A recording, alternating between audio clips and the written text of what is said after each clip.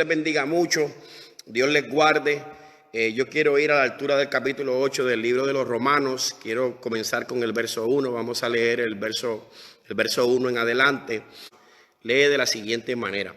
Ahora pues, ninguna condenación hay para los que están en Cristo Jesús, los que no andan conforme a la carne, sino conforme al Espíritu.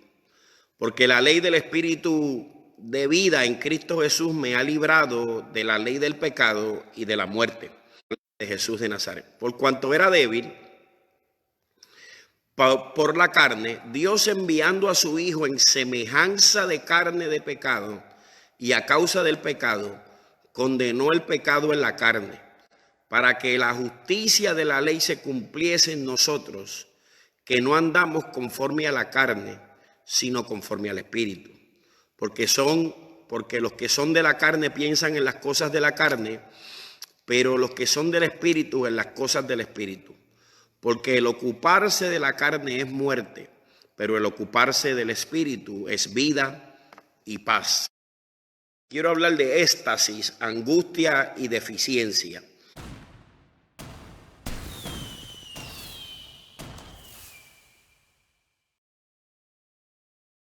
A menudo la experiencia de la vida cristiana está saturada de victorias.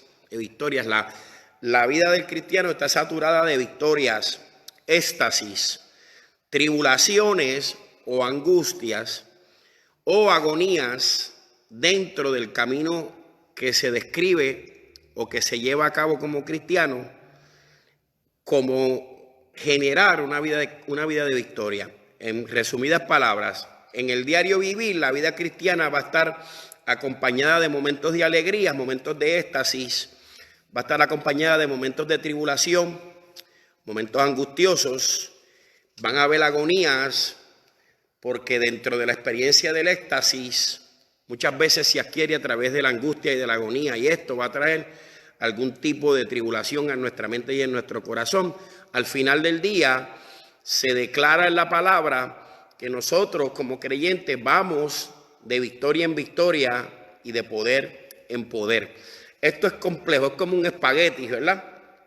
Que forma lo que realmente, la profundidad que realmente compone la vida del creyente, Y yo quiero repetir eso: éxtasis, angustia y deficiencia. Yo voy a estar tocando estos 3 puntos por los próximos días, porque entiendo que mientras más profundicemos en esto, mejor para usted y para mí. Inocente, dejado en libertad, declarado inocente y dejado en libertad. ¿Qué le pareciera a usted experimentar estas palabras, esta declaración, siendo usted una persona sentenciada a muerte? Siendo nosotros personas sentenciadas a muerte, ¿qué nos parece experimentar o escuchar estas palabras? Inocente, dejado en libertad. Inocente, dejado en libertad. Sin lugar a duda, para una persona que no está en la cárcel, para una persona que no está ante la amenaza de ir preso, estas palabras a lo mejor no tienen mucho valor. Pero para una persona que se encuentra sentenciado a la muerte, de camino al martirio o a la muerte, escuchar de momento que alguien declara inocente, dejarlo en libertad, sería entonces una experiencia o un sentimiento, un mover dentro de nuestro ser incalculable, indescriptible, el estar allí esperando el ser sentenciados a la muerte y de momento, o mejor dicho, estar allí sentenciados a muerte, esperando el día de que se manifieste la condena, y de momento escuchar al juez declararnos inocentes y dejarnos en libertad. Sería una experiencia totalmente fascinante. Nuestra realidad, su realidad, mi realidad, es que como miembros de la raza humana somos personas que fuimos sentenciados a muerte aún desde antes de nacer. Y yo quiero detenerme ahí por un segundo, porque sobre todo para la gente que tiene conocimiento bíblico que me escucha, ya teológicamente nosotros acabamos o queremos dar el primer golpe,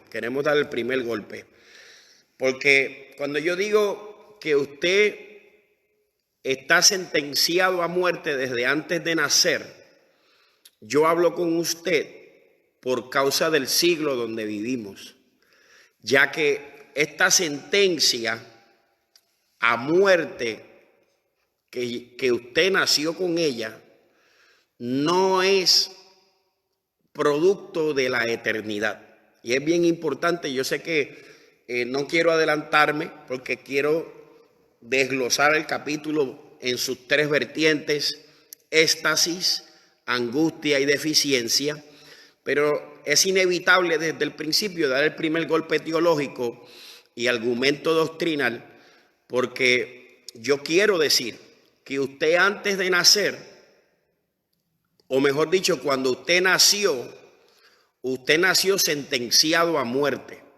Y eso yo lo digo con libertad, pero aclarando que esta sentencia de la cual yo estoy hablando, no podemos decir que es por decreto divino. Fíjese bien, teológicamente hablando, yo tengo que ser responsable con la palabra completa, no solamente con una porción, con la palabra completa, y tengo que establecer, tengo que poner sobre la mesa el fundamento de que aunque usted y yo, por el siglo en que vivimos, la gran mayoría de los hombres, incluyendo a Abel y a Caín, nacieron con una sentencia de muerte sobre sus vidas. Nacieron con sentencia de muerte. Imagínese eso, que cuando usted nació, si usted tuviera la capacidad en el momento que usted nace en este mundo, de entender ese vocabulario, de entender ese idioma, de que sus padres le hayan dicho inmediatamente, usted haya nacido,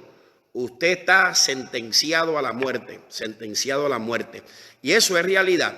Esto no es una alegoría, esto no es un producto de la ciencia ficción en esta noche, sino la triste realidad de todos los seres humanos, que hay un refrán callejero vulgar del burgo que dice que si usted no quiere morir, pues no nazca, dando por sentado que todos los seres humanos que han nacido sobre esta tierra nacen para un día morir, para un día partir de este mundo.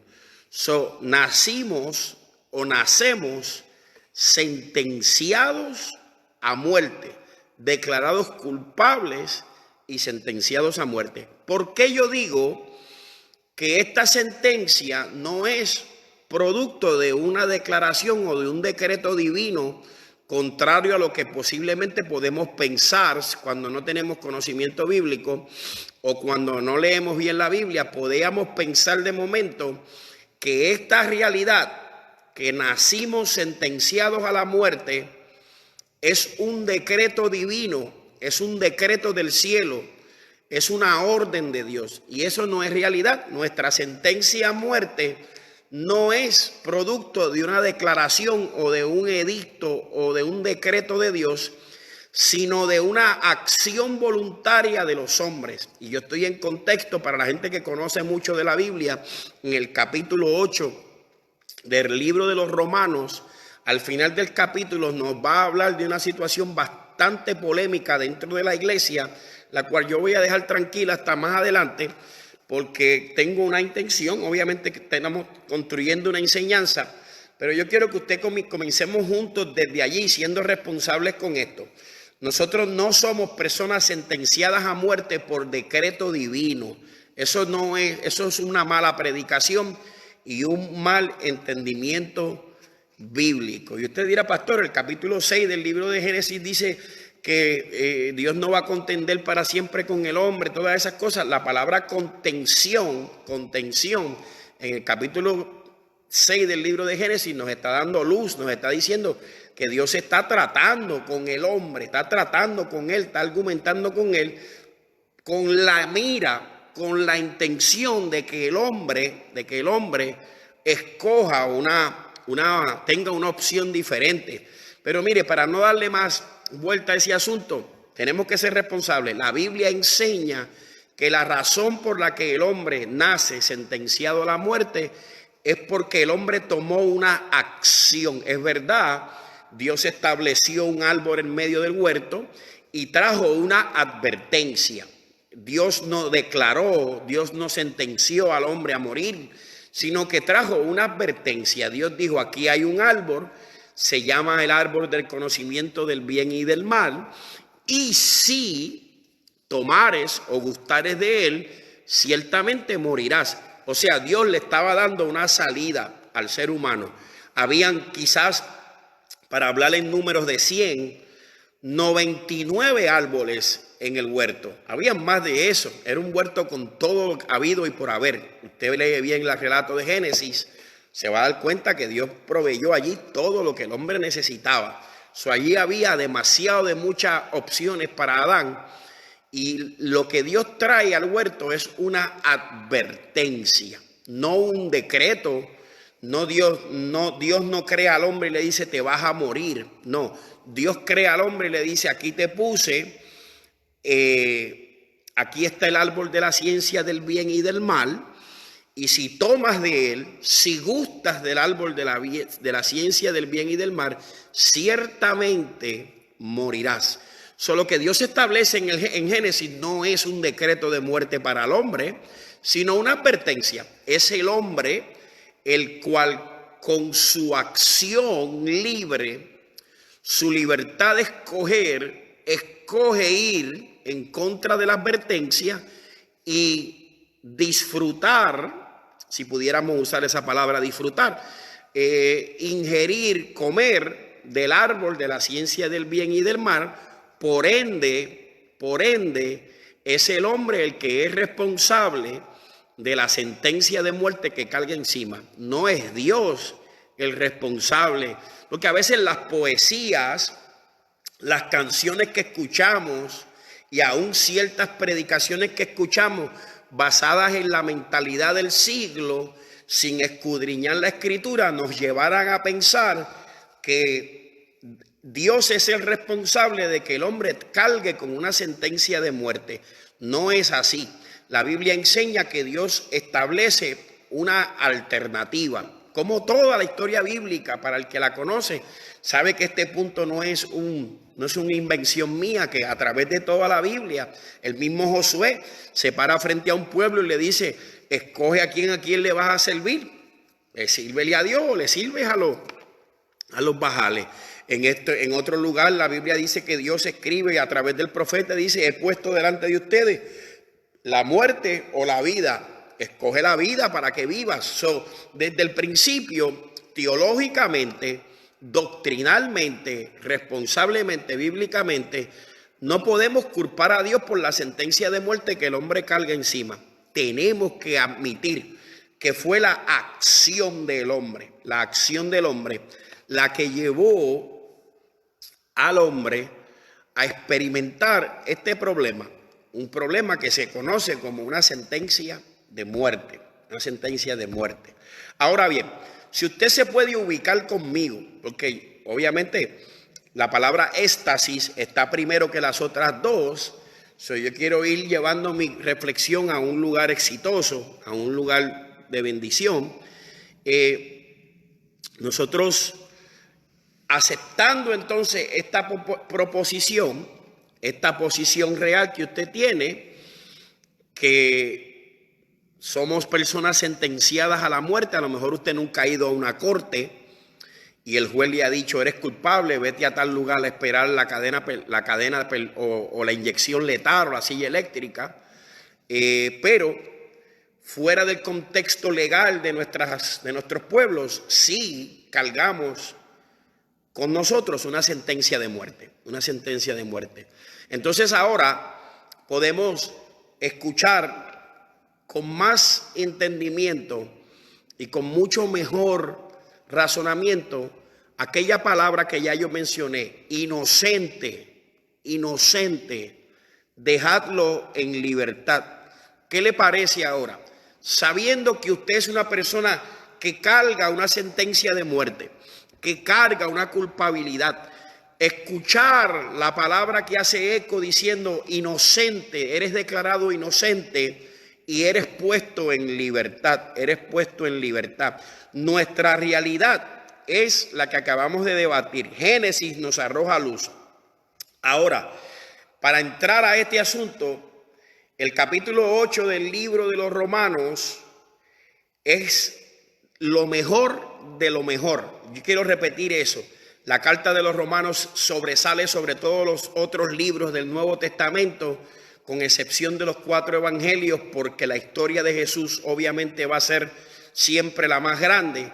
Pero la carta a los Romanos, dentro de la enseñanza bíblica, de la escuela bíblica, de la teología, de la doctrina, es la perla de todo el Nuevo Testamento. Pero el capítulo 8 de la carta de los Romanos es la perla de la carta de los Romanos. Y el comienzo que el apóstol le da, es sumamente fascinante, es estremecedor y es hasta glorioso, En la base de que estamos parados, en medio de la realidad de quienes somos, el apóstol abre sus escritos diciendo: ahora pues, ninguna condenación hay para los que están en Cristo Jesús. ¿Qué mejor? ¿De qué mejor manera pudiera empezar ningún otro libro? Obviamente, para la persona que no tiene el entendimiento exacto de la escritura, de la historia bíblica de Génesis a Apocalipsis, quizás esto no significa mucho. Por eso yo empecé hablando de toda esta historia, de toda esta sentencia de muerte, de toda esta realidad del hombre, de por la decisión de un hombre es que cargamos esta sentencia de culpabilidad y de muerte en nuestras espaldas. Y al conocer, al recibir esa revelación real, qué mejor manera de empezar una declaración que diciéndonos: ahora pues, ninguna condenación hay para los que están en Cristo Jesús. Oiga bien eso. Ahora pues, ninguna condenación hay para los que están en Cristo Jesús. Ese es el éxtasis del cristiano. Recibir esa palabra, entender qué está diciendo el apóstol, entender qué está revelando Dios a través del apóstol, recibir en la mente y en el corazón, recibir la realidad de que ando bajo sentencia, y de momento me encuentro con Pablo diciendo: ahora pues, ninguna condenación. Imagínense que el periódico, en vez de decir extra, hay 100 muertos de COVID-19, extra, hay guerra, extra, hay hambre, que dijera extra, ninguna condenación hay para los que están en Cristo Jesús. Ninguna condenación, ninguna, la palabra ninguna es obvia, aplica a todas las cosas habidas y por haber. Ninguna condenación hay para los que están en Cristo Jesús. Comenzamos de manera majestuosa, comenzamos de manera extraordinaria, comenzamos de manera gloriosa. El apóstol declarándonos: ninguna condenación hay para los que están en Cristo Jesús. Ahora también añade el apóstol diciendo que nada, el capítulo comienza diciéndonos: ninguna condenación hay para los que están en Cristo Jesús, pero termina el apóstol en el mismo capítulo diciéndonos que nada nos podrá separar del amor de Dios. Yo no sé si usted se goza y si usted entiende por qué yo comienzo hablando de éxtasis, porque primero, permítame, yo sé que quizá me estoy repitiendo mucho, pero si usted no entiende a dónde estamos parados, usted no se puede gozar con esta declaración del apóstol. Usted y yo cargamos una sentencia, o cargábamos una sentencia de muerte, no por decreto divino. Y yo quiero hacer énfasis allí, porque mucha gente, de momento, mucha gente piensa que fue Dios el que decretó, que fue Dios el que dijo, que fue Dios el que estableció. Mire, la historia bíblica es clara y nosotros hablamos con libertad, sin temor, porque la Biblia está escrita para eso, para que la analicemos, la entendamos y discernamos correctamente lo que Dios nos está comunicando. La Biblia dice que fue el hombre el que eligió comer de la ciencia, del fruto de la ciencia del bien y el mal. Por tanto, es el hombre el responsable de que la raza humana ande con una sentencia de muerte en sus espaldas. No es Dios el responsable de que el hombre se muera, es Adán el responsable de la muerte, porque fue el que decidió, tomó una decisión ejecutiva. Adán no me llamó a mí en la eternidad y me dijo: Emanuel Díaz, voy a comer del fruto del bien y del mal, ¿qué te parece? ¿Consultó con usted? Consultó con nadie. Adán tomó una decisión ejecutiva, Eva tomó una decisión personal y tomaron del fruto del bien y del mal, invitando a la muerte a ser parte de nuestra realidad humana. No es responsable Dios de eso. Ahora bien, sabiendo esa realidad, escuchar al apóstol declarar y decir: ninguna condenación hay para los que están en Cristo Jesús, y no existe nada creado que me pueda separar del amor de Dios. Oiga bien lo que Pablo está diciendo. En medio de nuestra realidad como hombres, Pablo está escribiendo y está diciendo: no hay condenación para los que estamos en Cristo Jesús, y no existe nada creado que tenga la capacidad, que tenga la fuerza, que tenga la habilidad, la suficiente influencia para separarme del amor de Dios. Esto es éxtasis. Esta es la gloria del cristiano. Yo pudiera entrar en todos los detallitos que quizás lo vamos a hacer en otro momento, en las experiencias del cristiano, la provisión de Dios, Dios el guerrero a favor suyo, la sanidad divina, los dones del Espíritu Santo, todas esas cosas hermosas que la Biblia desglosa que pertenecen a los hijos de Dios. Pero para mí es suficiente con decirte aquí: escrito está, no hay condenación para los que están en Cristo Jesús, y no existe nada creado con la capacidad de separarme del amor de Dios que es en Cristo Jesús. Esto es fascinante. Este capítulo 8 del libro de los Romanos nos habla de una manera contundente y nos deja saber que de alguna manera fascinante, de una manera hermosa, usted y yo podemos experimentar ese tipo de seguridad en nuestra experiencia cristiana. Podemos experimentar esa realidad en nuestra experiencia cristiana. Ahora bien, si estamos listos para dar el próximo paso en este análisis, con mucho cuidado, vamos con mucho cuidado, estamos listos para esto, entonces debemos entender que allí hay dos cosas decretadas por el apóstol, dos cosas declaradas, escritas por el apóstol, que constituyen una doble bendición, Número uno, no hay condenación, y número dos, nadie me puede separar del amor de Dios. Número uno, no hay condenación para mí. Número dos, nada me puede separar del amor de Dios. Eso es una doble bendición. Yo no estoy hablando de casas, carros, dinero, no, y estoy hablando de cosas más importantes, de que no hay condenación para mí y nada me puede separar del amor de Dios. Ahora bien, esto es una doble bendición que agarra raíz en la declaración del verso 9 del mismo capítulo, cuando dice: mas vosotros no vives según la carne, sino según el Espíritu, si es que el Espíritu de Dios mora en vosotros. Oye bien, entonces el verso 9 nos va dando forma y nos ayuda a entender que esta doble bendición está condicionada. Mire, la palabra según la carne, según el Espíritu, son mencionadas en el capítulo 8 del libro de los Romanos por lo menos 8 veces cada una. Oiga bien, eso quiere decir que esta doble promesa: no hay condenación, no hay quien me separe del amor de Dios, de acuerdo al contexto del capítulo en sí, está condicionado a lo que dice entonces el verso 9, cuando dice: para ustedes que viven, que militan, que se conducen de acuerdo al Espíritu y no según la carne. Allí hay una revelación entonces alta, muy grande, que no podemos ignorar. Que esto no es cuestión de tomar del fruto y seguir andando como nos parece a nosotros, sin relación y sin comunión con el Dios que nos ha creado. 3 cosas he dicho: no hay condenación, no hay quien me separe del amor de Dios. Pero Pablo condiciona, y vuelvo y repito, si usted lee bien el contexto del capítulo 8 completo del libro de los Romanos, usted se da cuenta que la declaración según el Espíritu o según la carne está allí por lo menos 7 o 8 veces. Entonces, es importante entender entonces que esta doble bendición toma raíz en el verso 9 cuando dice: mas vosotros no vivís según la carne, sino según el Espíritu, si es que el Espíritu de Dios mora en vosotros.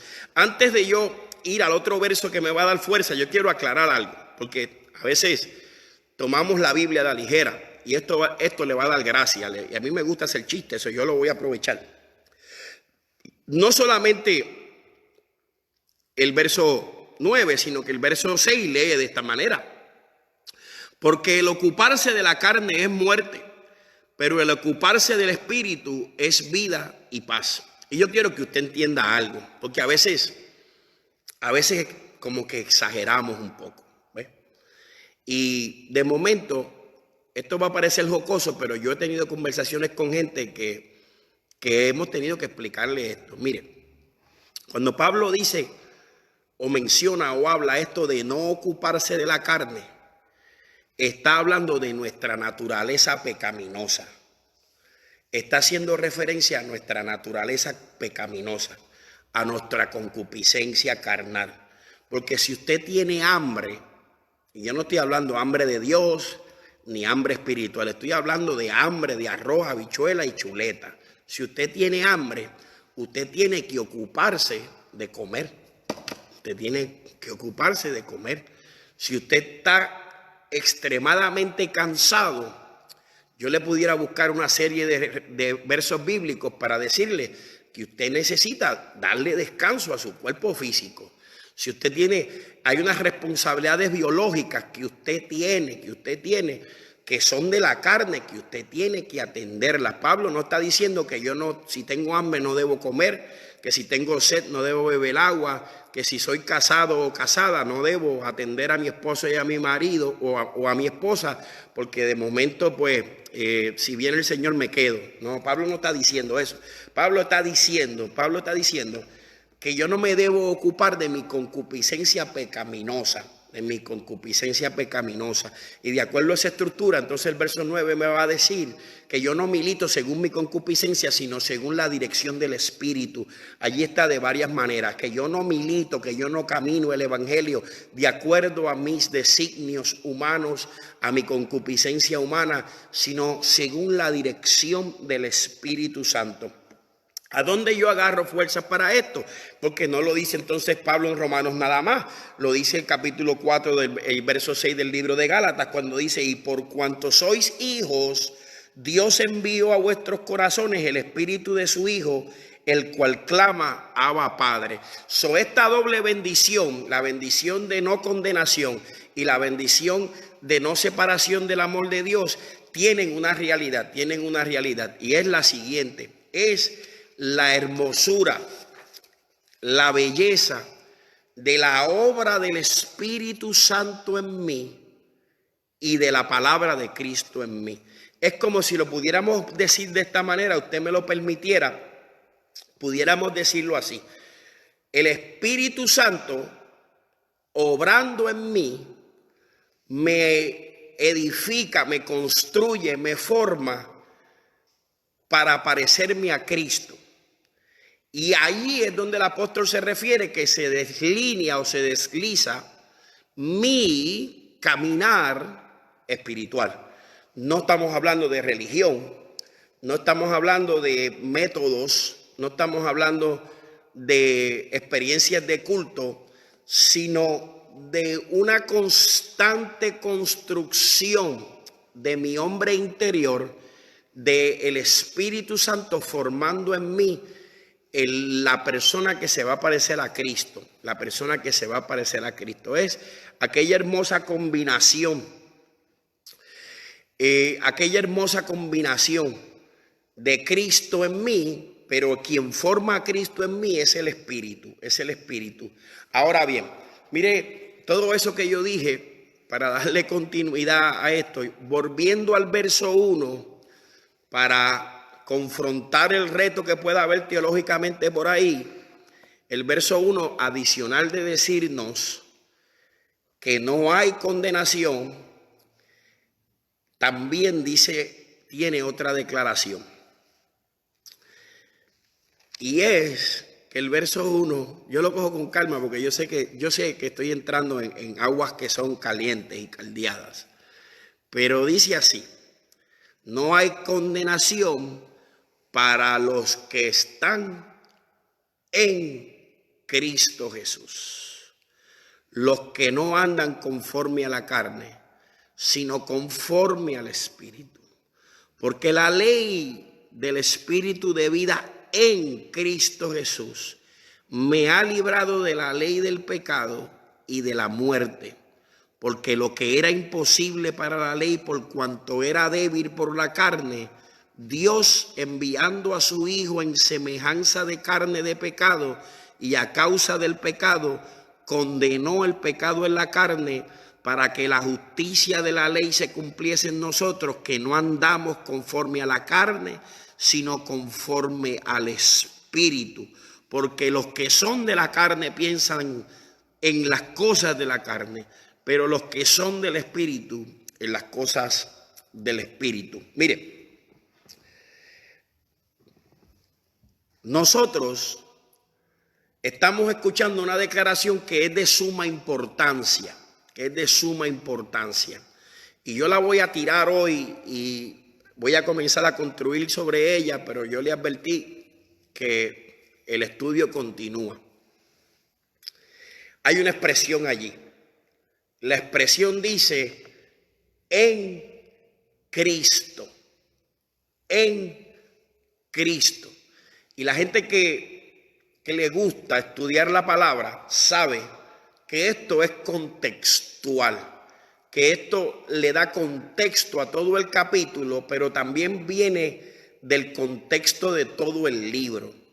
Y es importante que nosotros entendamos que el apóstol Pablo, antes de llegar a la posteridad del capítulo a hablar de las declaraciones de la predestinación, se está cuidando de que usted sepa que las cosas están reservadas y preservadas para la gente que está en Cristo. En Cristo. Esto tiene una doble vertiente, hermano.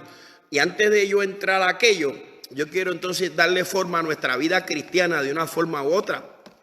Porque esto no es simplemente cualquier cosa. Esto nos invita a nosotros a hacerle el análisis necesario, la construcción necesaria de lo que estamos diciendo y de lo que estamos a punto de experimentar. Porque si nosotros desarrollamos o vamos a desarrollar el no hay condenación y nadie me puede separar del amor de Dios, tengo que entender que el apóstol me está estableciendo como base, me está anclando en una exigencia, y es estar en Cristo Jesús. En Cristo Jesús. Entonces, esto tiene o va a tener una consecuencia, y es que se debe entonces cultivar una vida en Cristo Jesús. Que se debe cultivar una vida en Cristo Jesús. Todavía estoy hablando de éxtasis y voy a sacar 2 puntos para ir cerrando, y les invito a que pues continúe conmigo más adelante esta semana, para que no se pierda entonces cómo vamos desarrollando esta parte de esta porción bíblica. ¿Ves? ¿Qué estamos diciendo? Que la condenación, que la muerte que arrastras no tiene potestad sobre tu vida, porque hemos sido declarados inocentes en Cristo Jesús. En Cristo Jesús. Hemos sido declarados inocentes en Cristo Jesús, para la gloria del Padre, la gloria del Hijo y la gloria del Espíritu Santo. Quiero cultivar entonces una mente cristiana. Quiero hablar entonces de esta experiencia positiva, la gloria del cristiano, la victoria del cristiano, la fuerza del cristiano, las cosas maravillosas que el cristianismo tiene que ofrecer, cultivadas en una mente cristiana. Pero a veces no sabemos cómo hacerlo. Porque a veces queremos, formados en un verso bíblico, recostarnos de una fuerza errónea bíblica sin llevar a un contexto, y no necesariamente poner en práctica unos hábitos que van a ser evidencia de que estoy en Cristo Jesús. Porque yo no puedo decir a una persona que ahora mismo existen religiones hasta satanistas que le dan gloria a Satanás, que alaban a Satanás, que hacen todo ese tipo de cosas. Yo no puedo decir que esta expresión del apóstol Pablo, cuando dice no hay condenación, es para toda la humanidad. Entonces Pablo le están dando un golpe teológico a la enseñanza de la salvación universal. ¿Qué es eso?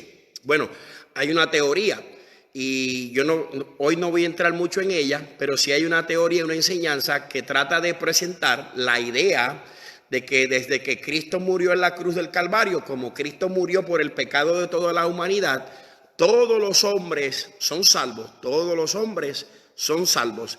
Y es conocida como la teoría de la salvación universal, de que todo el mundo se salvó después de Cristo, de que como la sangre de Cristo se derramó en la cruz del Calvario, todo el mundo, no importa nuestros caminos de vida, no importa nuestra condición, no importa nuestras acciones, pues no tenemos nada que hacer porque la sangre de Cristo fue derramada a favor del mundo entero y todos somos recipientes de la salvación. Y Pablo le está dando un golpe de muerte a esta filosofía con simples expresiones en Cristo. Todo lo que Pablo va a presentar del capítulo 8, todo lo glorioso, todo lo fascinante, está condicionado a los que están en Cristo Jesús. Pablo está dando por sentado, y eso no solamente está doctrina de Pablo, sino que el Evangelio según Juan, a la altura del capítulo 3, nos enseña lo mismo. Si usted me permite, yo se lo leo porque en eso estamos, ¿verdad? No estamos tratando de robarnos el show, sino de hablar por la Biblia. El capítulo 18 en adelante, capítulo 3, verso 18 del Evangelio según Juan, lee de esta manera: el que en él cree no es condenado, pero el que no cree ya ha sido condenado porque no ha creído en el nombre del unigénito de Dios. Y esta es la condenación, que la luz vino al mundo y los hombres amaron más las tinieblas que la luz, porque sus obras eran malas. Porque todo aquel que hace lo malo aborrece la luz y no viene a la luz, para que sus obras no sean reprendidas. Mas el que participa o practica la verdad, mejor dicho, viene a la luz, para que sea manifiesto que sus obras son hechas en la luz. Esto no es una cosa que el apóstol decide de momento establecer como su propia interpretación bíblica. Esto es algo que procede desde los mismos evangelios, que nos comunica que la gente o la persona que decide rechazar a Cristo, que la persona que opta, que toma una opción, una decisión por no recibir a Cristo, ha sido condenada por no creer. Entonces esto trae a la luz evidentemente la grandeza de la declaración de la misma carta de los Romanos y de toda la teología del apóstol Pablo, cuando dice que el justo por la fe vivirá. Ahí está resaltado este asunto, porque está diciendo Juan que el que no ha creído, que el que no escogió creer en él como el unigénito Hijo del Padre, como Dios encarnado, en su sacrificio a favor de la humanidad, su sangre derramada por el pecado del mundo, su muerte expiatoria, su muerte vicaria, todas esas cosas gloriosas que usted se sabe de la teología, están basadas en el creer que Él es el enviado de Dios y que Él murió en nuestro lugar, que su sacrificio me compró libertad, que su sacrificio me compró perdón. Esta es la teología de la excelencia de Dios. La justificación de Dios viene al hombre, como decíamos al principio, al hombre condenado a la muerte, al hombre declarado a la muerte. Es declarado entonces desde el monte Calvario inocencia y dejarle en libertad a todo aquel que cree, al judío primeramente, pero también al griego, a todo aquel que cree, La teología está basada, o la enseñanza está presentada sobre una mesa firme. Aquí no hay contradicciones, aquí no hay sombra de variación. Aquí, cuando el apóstol Pablo dice en Cristo, y todas las veces que lo dice en la carta de los Romanos, en el capítulo 8 y en otros lugares de su teología, Pablo está diciendo que lo que está diciendo es lo que dijo Juan: el que creyó fue salvo, el que no creyó ya ha sido condenado. Juan lo dice de una manera contundente.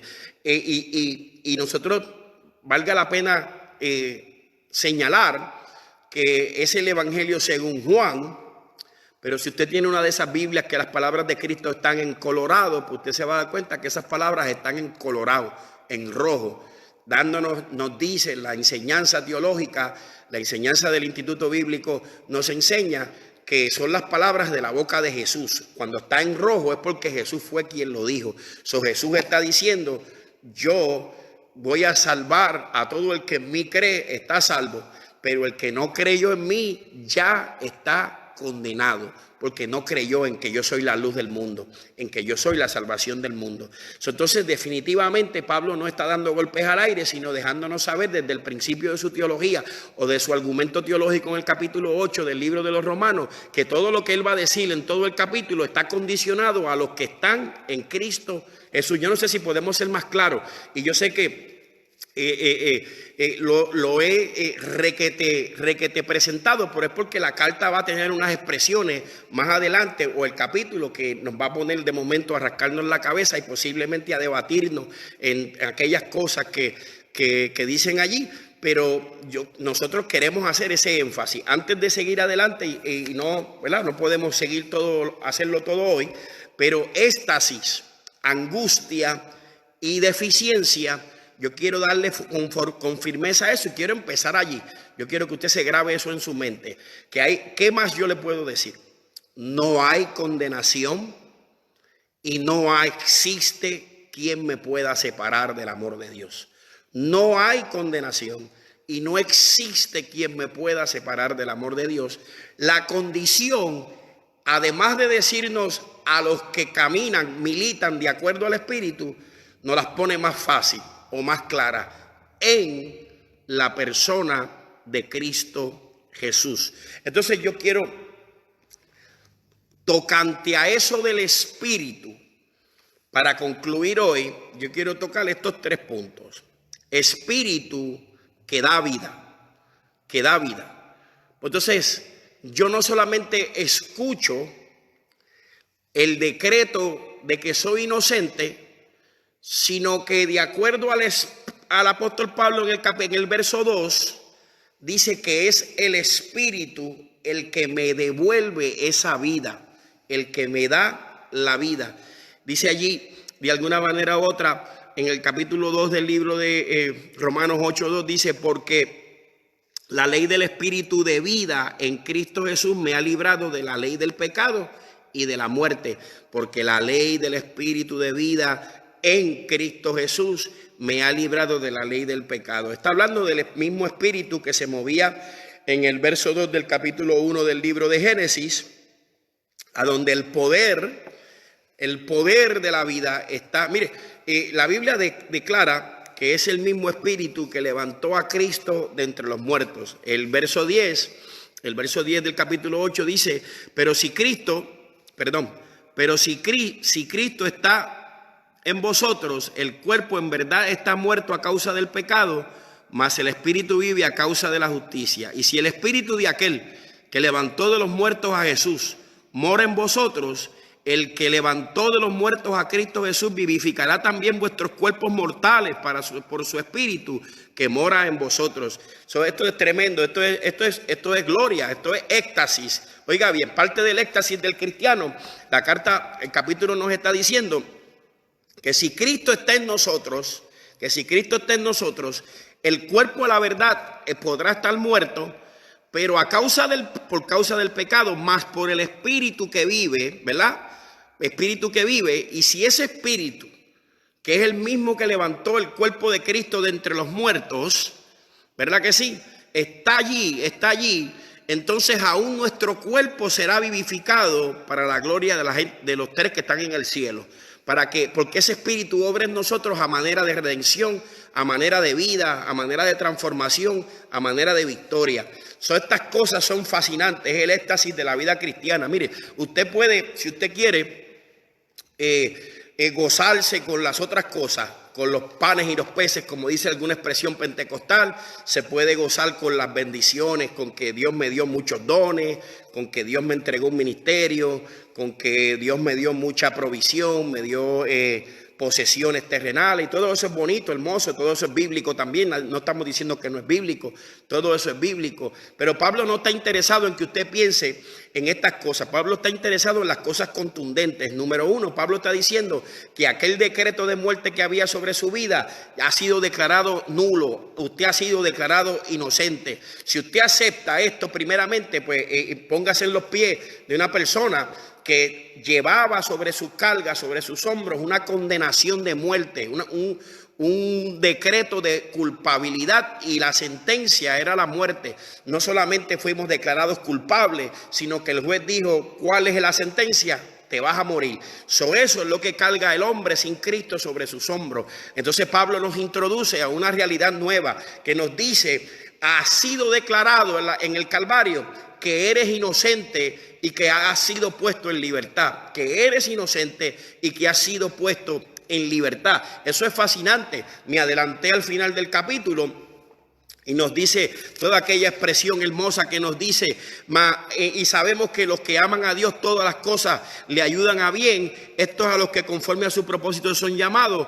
Porque el verso 31 dice: ¿qué pues diremos a esto? Si Dios por nosotros, ¿quién contra nosotros? El que no escatimó a su propio Hijo, sino que lo entregó por todos nosotros, ¿cómo nos dará también en él todas las cosas? ¿Quién acusará a los escogidos de Dios? Dios es el que justifica. ¿Quién es el que condenará? Cristo es el que murió, más aún el que también resucitó, el que además está a la diestra de Dios, el que también intercede por nosotros. ¿Quién nos separará del amor de Cristo? Tribulación, angustia, persecución, hambre, desnudez, peligro, espada, como está escrito: por causa de ti somos muertos todo el tiempo, somos contados como ovejas de matadero. Antes, en todas estas cosas, somos más que vencedores por medio de aquel que nos amó, por lo cual estoy seguro que ni la muerte, ni la vida, ni ángeles, ni principados, ni potestades, ni lo presente, ni lo porvenir, ni lo alto,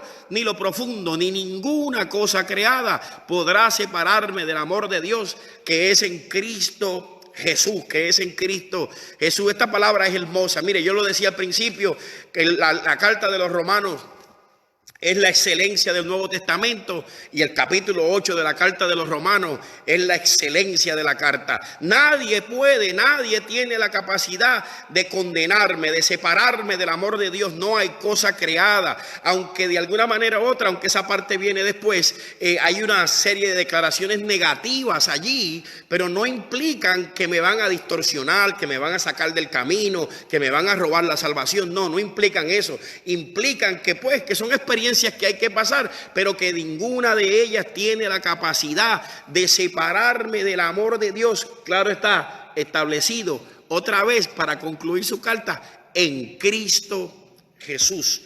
Entonces, ¿qué concluimos con esto? Que el éxtasis del cristiano es saber que estamos en Cristo Jesús. Y número uno, entonces quiero mencionar tres cosas para salir de aquí. Número uno, dice que el espíritu de vida está trabajando en mí. El espíritu de vida está trabajando en mí. Usted ahí donde usted está, usted puede hacerse un examen propio, un examen usted mismo. Usted puede analizar este asunto usted mismo. Usted no tiene que ir a buscar un profeta, no tiene que ir a buscar a un espiritista, ni cosa que se parezca. Ahí mismo usted puede sincerarse con Dios, buscar su palabra y examinar si el espíritu de vida está operando en usted. Si el espíritu de vida está operando en usted. Es el poder que está detrás del renacimiento de todo cristiano. Ningún cristiano puede madurar, y a eso voy, si este espíritu no está operando en usted. Si este espíritu no está operando en usted. Número 3, el verso 3, para ir concluyendo hoy. Porque lo que era imposible para la ley, por cuanto era débil por la carne, Dios envió a su Hijo en semejanza de carne. Es importante que esto sea el fundamento de nuestra construcción, de que es la obra de Jesús la que me llevó a la realidad que soy. Entonces, el verso 11 habla de lo que es el espíritu de una promesa o garantía de Dios, que hay vida eterna para quienes creen en Él. El verso 11 del capítulo identifica esta postura hermosa cuando dice: y si el Espíritu de aquel que levantó de los muertos a Cristo Jesús mora en vosotros, vivificará también vuestros cuerpos mortales.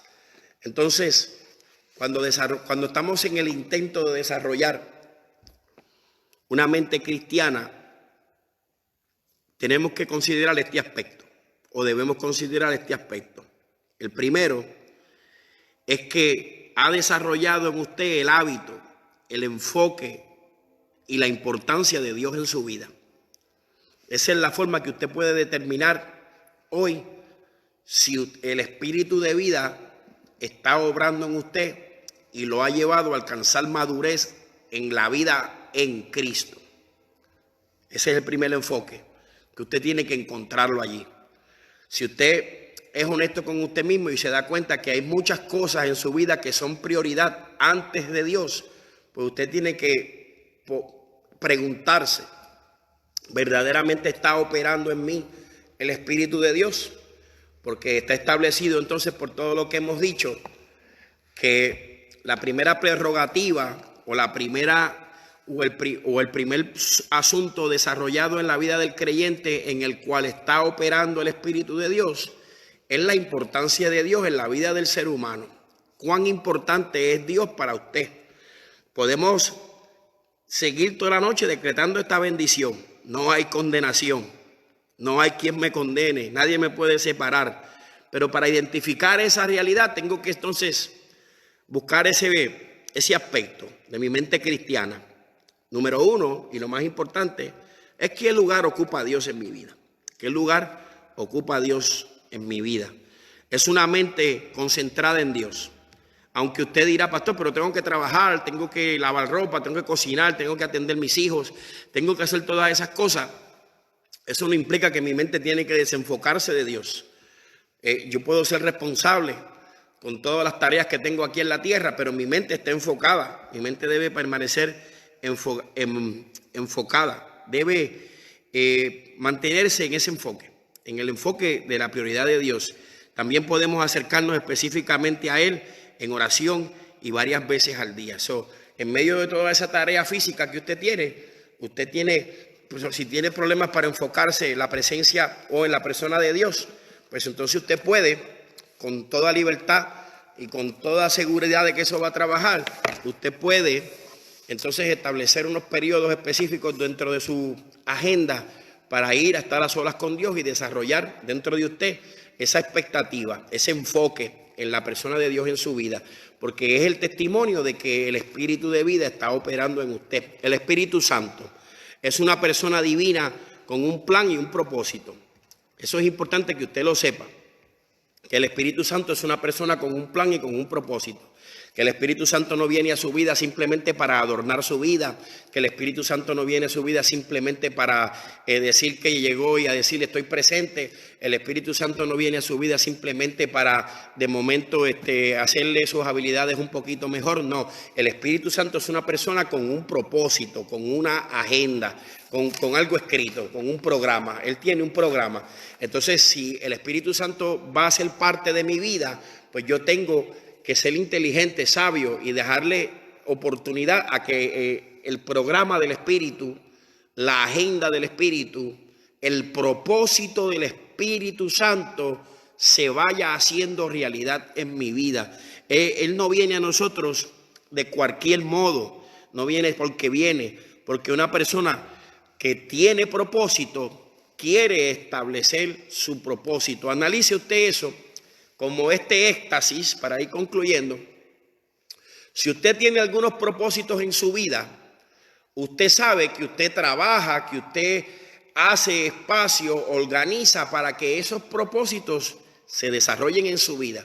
Si usted personalmente tiene unos propósitos, unas intenciones específicas en su vida, pues usted va a hacer ¿qué? Lo propio. Usted va a crear una agenda, va a sacar el tiempo, va a invertir para que el propósito que usted tiene se lleve a cabo. Pues entonces, si el Espíritu Santo tiene un propósito cuando viene a su vida, pues Él también quiere el tiempo, Él también quiere la prioridad, Él también quiere que se le permita establecer el propósito con cual Él llegó a su vida, para que seamos entonces copartícipes o partícipes del propósito de Dios para con nuestra vida. Miren, no hay ninguna persona en esta tierra que no tenga un propósito de parte de Dios. El problema de nosotros los hombres, y eso lo vamos a ver después en las otras dos partes de este estudio, es que nosotros a veces tomamos decisiones como Adán que nos alejan del propósito de Dios y provocamos que el propósito de Dios no se cumpla en nuestras vidas. Somos nosotros quien, de la misma manera que somos responsables de cargar con una sentencia de muerte, somos responsables de que el propósito de Dios no se cumpla en nuestras vidas cuando contristamos al Espíritu Santo, cuando no permitimos que el propósito del Espíritu se cumpla en mi vida, cuando no le damos prioridad, cuando el Espíritu Santo nos dice es tiempo de orar y usted le dice al Espíritu no, más tarde oramos, pues usted está atrasando el propósito del Espíritu en su vida.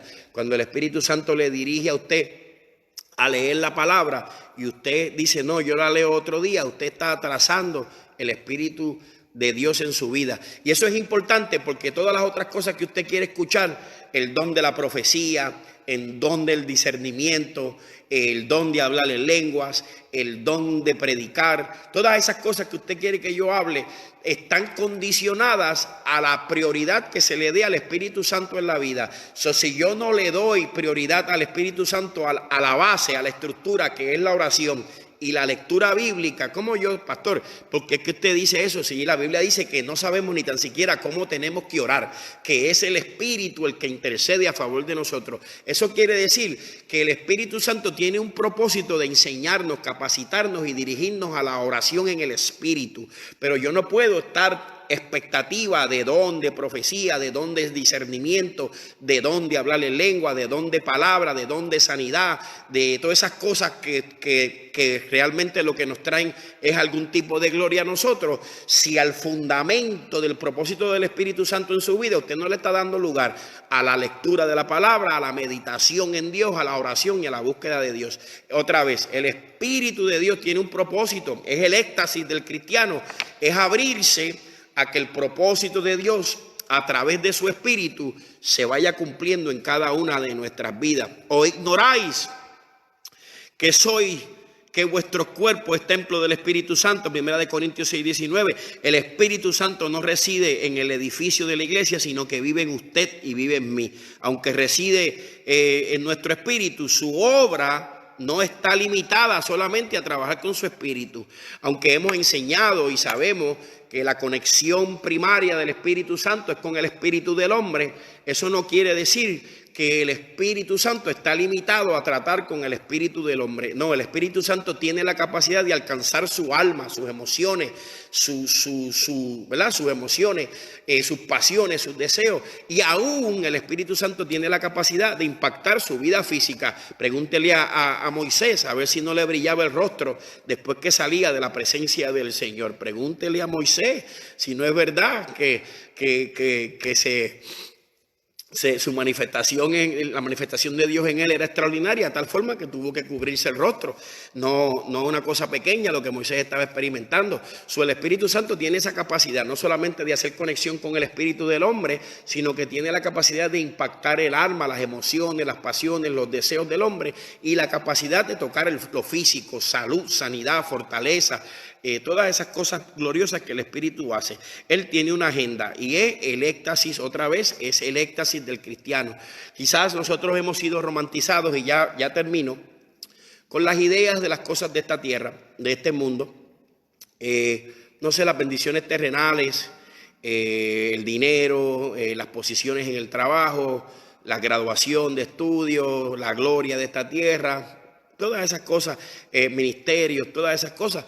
Pero Pablo está haciendo énfasis, y la Biblia hace énfasis en esta prioridad, en que el Espíritu Santo obre en mí como espíritu de vida y confirme esa sentencia de libertad que he recibido desde la cruz del Calvario. He sido declarado libre, he sido declarado perdonado, justificado. La regeneración está disponible para mí. y la justificación y la santificación. Todo eso está disponible allí. No hay cosa más extraordinaria que un ser humano tenga conocimiento y conciencia de lo que éramos sin Dios y de lo que podemos alcanzar siendo hijos de Dios. El Espíritu Santo y su agenda. Termino entonces diciendo, por eso tenemos que morir a nuestra naturaleza carnal. Solo así podemos cooperar con el Espíritu, alcanzar su propósito en mi vida. Es extraordinario. No me quiero ir sin darle un poquito de formación a lo que viene. Titulamos estas reflexiones éxtasis, angustia y deficiencia, y queremos hablar de esa postura que declara el apóstol en Cristo Jesús.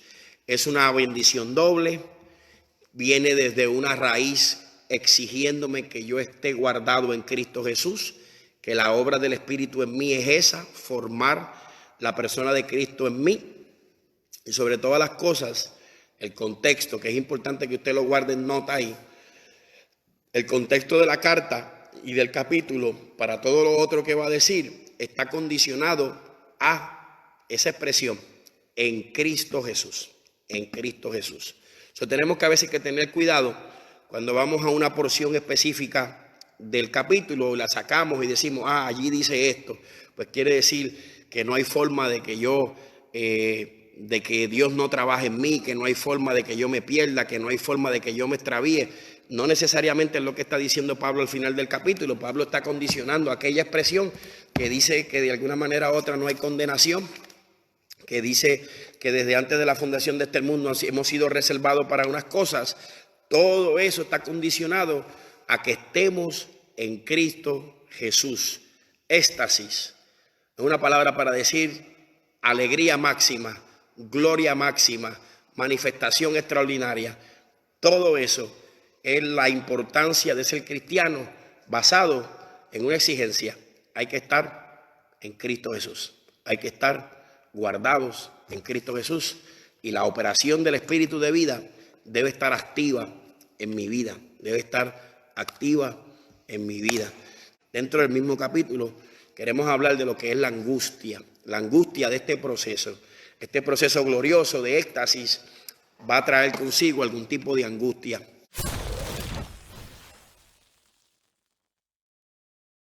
No hay condenación para los que estamos en Cristo Jesús.